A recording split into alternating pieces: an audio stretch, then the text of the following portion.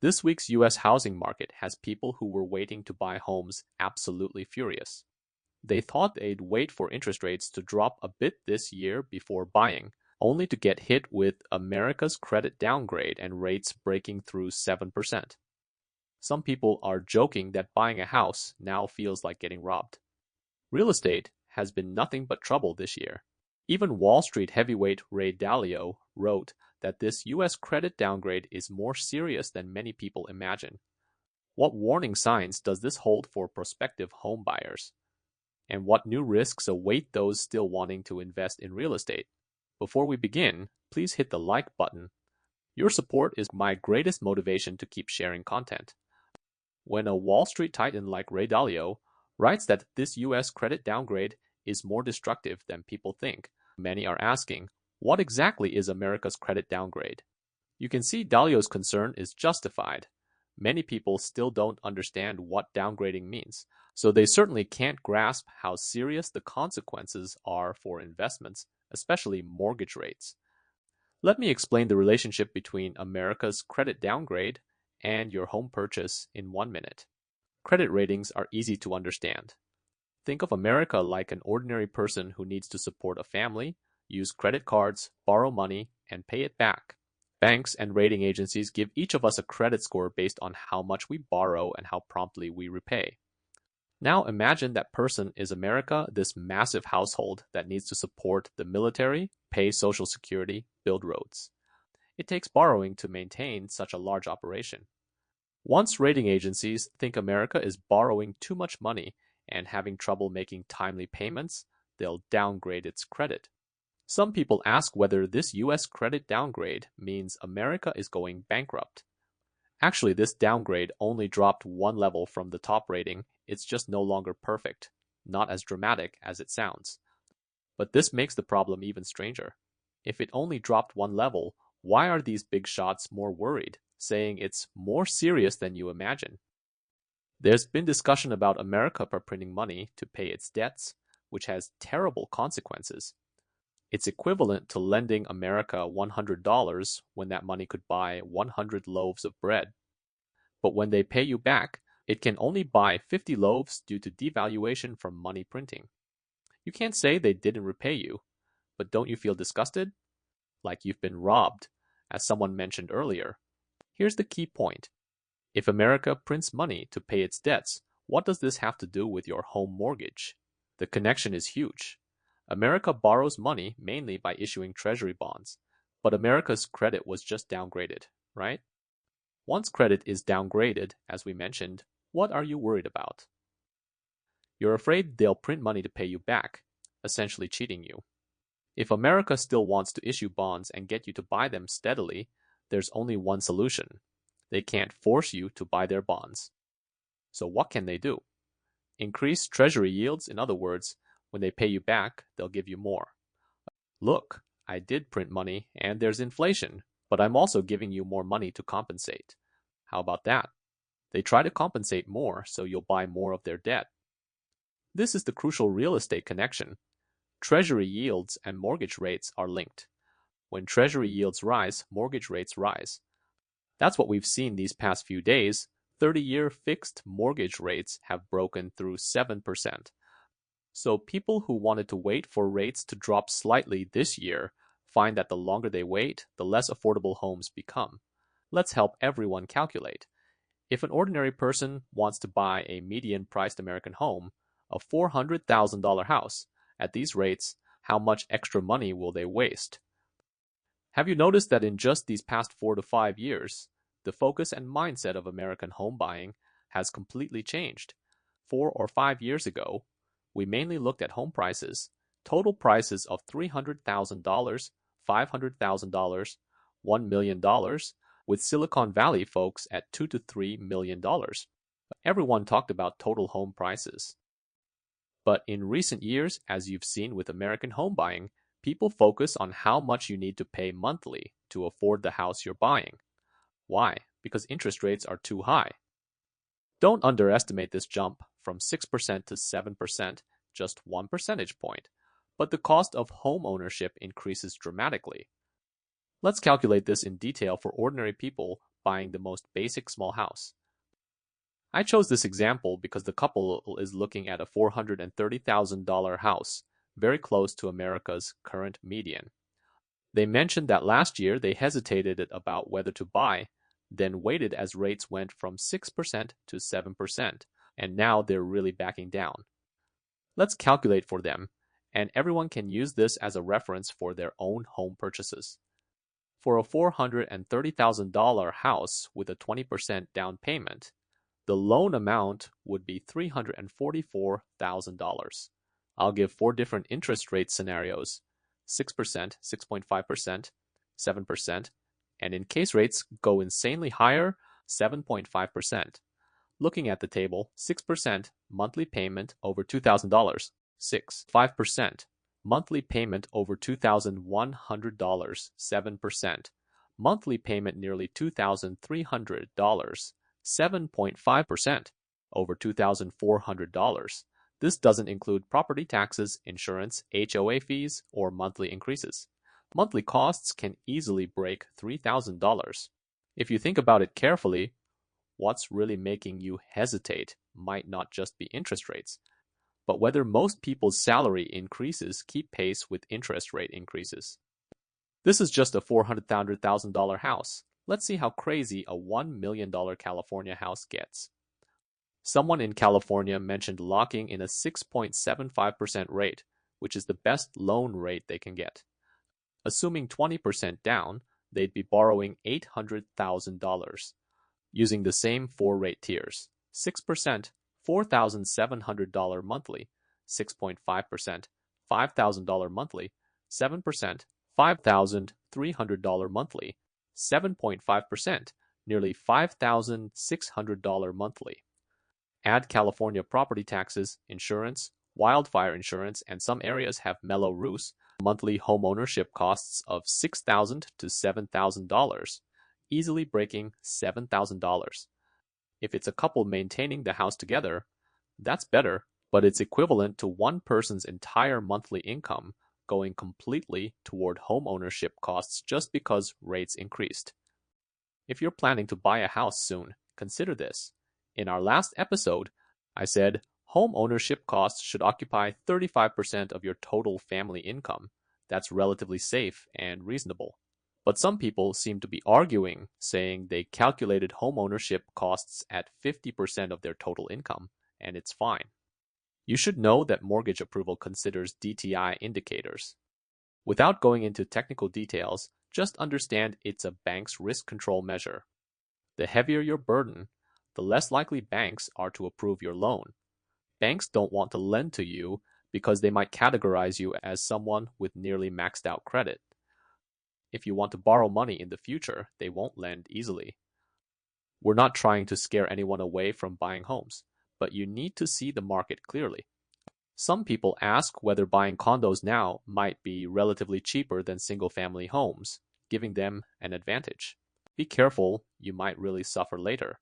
Someone mentioned being tricked by an agent years ago into buying what they thought was a single-family home because it looked like a standalone house, but when they tried to resell, they discovered it was a condo. Condos are very common in the US and Canada.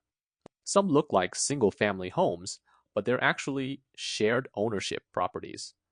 You share stairs, elevators, rooftop landscaping, and lawn maintenance, so you must pay expensive HOA fees to maintain these shared facilities.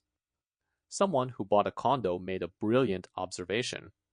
They bought the condo because of the lower price compared to single-family homes, but after owning it for a while, discovered they'd bought a money pit, endless bills and constantly increasing costs. Especially in many areas affected by recent natural disasters, Florida's west coast, Texas's southern coast, and North Carolina with recent hurricanes and floods, condos must add fees because building codes and residential structures need reevaluation. This significantly impacts the condo market. In Florida, friends who previously bought vacation rental investments face HOA fees over $1,000 plus special maintenance fund surcharges due to frequent hurricanes. People often ask, I looked at condo communities and they're so beautifully maintained. Yes, because all those upscale features are paid for with your money. A reminder for those wanting to take advantage of current low condo prices. It's not a single family home, but a different cost structure per property type. So far, we've talked about buyer concerns during this high interest rate period. Now let me share what I'm seeing on the construction side with renovations and the broader American real estate community. These insights from locals who've been through multiple economic cycles are really worth paying attention to. I recently worked on an old house renovation project. The contractor is a guy whose family has been in the local renovation business for 2 generations. Father and son have seen it all. They've witnessed decades of economic ups and downs in American real estate. Their family works with long-term supplier partners like Home Depot. Based on seasonal purchasing volumes, usually spring when people build houses, buy paint, install flooring, and various supplies for fixture replacement and kitchen renovations, this is peak season. Just by observing Home Depot's shipping and outgoing volumes, you can tell how the real estate market is doing. For instance, Home Depot still sees plenty of people spending small amounts on painting, wall touch-ups, buying soil, planting trees and flowers. But major renovations like kitchen upgrades have clearly declined. Why? Because mortgage interest rates and home ownership pressure mean that instead of having those extra thousands of dollars annually for home improvements, that money is now consumed by higher mortgage rates. So unless the house is functional, people feel like, as long as everything works, quality of life upgrades are temporarily shelved. After years on construction frontlines, they can sense from Home Depot's officially disclosed revenue data that while customer traffic might remain substantial, spending on purchases, upgrades, and new items has clearly decreased. People want to save small amounts rather than invest more money in their homes. Some people plan to spruce up their homes this past March, but recent stock market volatility made them decide to postpone until spring. Of course, real estate has significant regional differences. Good locations, good areas, and high-value properties are always in high demand. It's not a uniform market. Let's discuss which risks you should prioritize in 2025 when high interest rates might become normalized for home buying and investment. You must address these first. It's not that houses can't be bought, but you need to analyze what you actually want first. During high interest rate periods, you absolutely cannot make impulsive home purchases. Let's categorize different types of impulsive buyers into 3 groups and address each situation accordingly. The first group we've already discussed, family income. Consider whether you're a couple with dual income or single income. For example, someone in real estate photography mentioned having about a dozen orders weekly previously, but now maybe 4 or 5 orders per month. Business volume has halved. They plan to buy, but fear immediately becoming house poor due to high loan pressure and interest rates. My advice for this situation is simple and sincere. If monthly income is unstable and the family has single income, don't lock yourself into debt that's like a restraining spell, obviously squeezing your life happiness as a couple. Once you're locked into a real estate contract, you can't escape. Human life is actually very short. If you lock yourself into the wrong contract at the wrong time, it's like marrying the wrong person. Think about whether you really need a house right now. Stable happiness doesn't necessarily come from buying a house that gives you suffocating, breathless, huge daily repayment pressure where you feel indebted the moment you wake up. If you want to buy now, consider discounted new homes from builders. I've provided a table showing you can get many credits and allowances to reduce homeownership costs. But remember, whether buying resale or new homes, consider your monthly payment pressure. Our previous table showed 4 interest rate references to help you calculate costs. I think these are still rational people who know what they want. Let's look at another category. Someone in Pennsylvania mentioned loving a house they've seen, but not having enough for the down payment. As we've discussed, the Northeast generally has tight real estate inventory, making houses hard to get, so they think the house will appreciate. Should they borrow money to gather the down payment and buy locally? I previously analyzed 3 different U.S. regional real estate market categories to show that different regions have differences requiring specific analysis. The Northeast does have tight inventory. Places like Connecticut are really tight. I deeply congratulate anyone who can buy a good house they love. But regarding gathering money, I mainly don't know what channel you'd use to gather such funds. As we've mentioned, if parents have economic means to help children with down payments, that's parental money, parents naturally want the best for their children. But if you borrow down payment money through other channels, you'd have two debts to repay, both the borrowed down payment and your monthly mortgage payments. Wouldn't debt pressure be even greater? As we discussed in our Charlie Munger episode, if you want to start a family and have that desire, you really need to buy a house. But don't buy a house just to buy a house. With such high interest rates, I'm mainly worried about you borrowing money everywhere, which creates endless problems. That's what we call being house poor. The final category is advice for those who already own homes and have substantial cash waiting to buy several more properties for investment. But be careful, don't invest recklessly. Let's choose a representative example. Someone mentioned that investing with all cash now gives them an advantage since loans are so disadvantageous. Should they wait for the second half of the year when the real estate market might cool down and builders might not survive, offering even steeper discounts for buying the dip? There's that word again. Can they buy several properties at more advantageous prices? I suspect this is a new follower because longtime followers know that given my investment personality, I strongly oppose so-called buying the dip.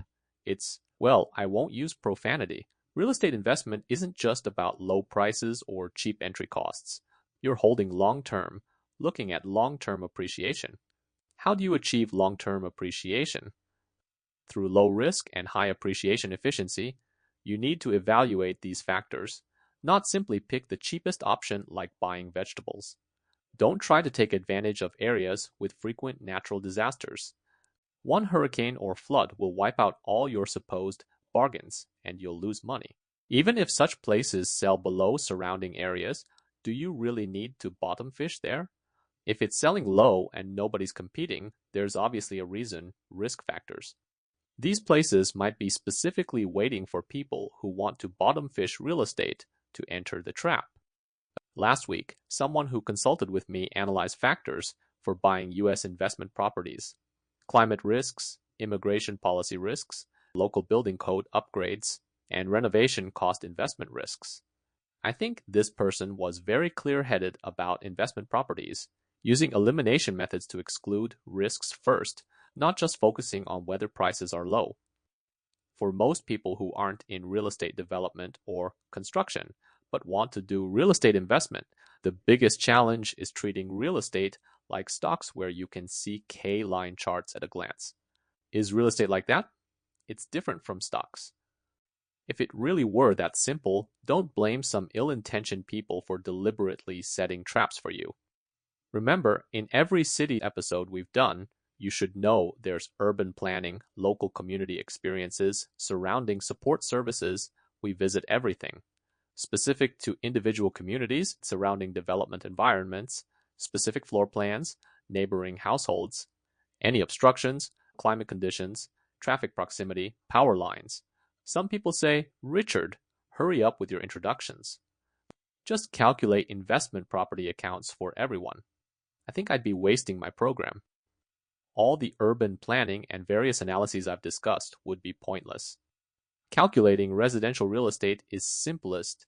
It's not even in the same league as industrial or commercial real estate development. Residential real estate calculation is just arithmetic, not even mathematics. You can see results with a calculator. But investment's biggest risk isn't those first few months of a few $100s in cash flow. That's small change. For long-term investment, you need to like the city, its long-term planning, local real estate appreciation, various demographic indicators, its comprehensive yield drive. So for those accustomed to watching stock programs, remember again, real estate has no K-line charts. Don't fantasize about forcing bottom fishing. I estimate this won't be the last time we remind people on our channel, as new followers constantly join. When we see many new followers again, we'll emphasize these basic issues once more.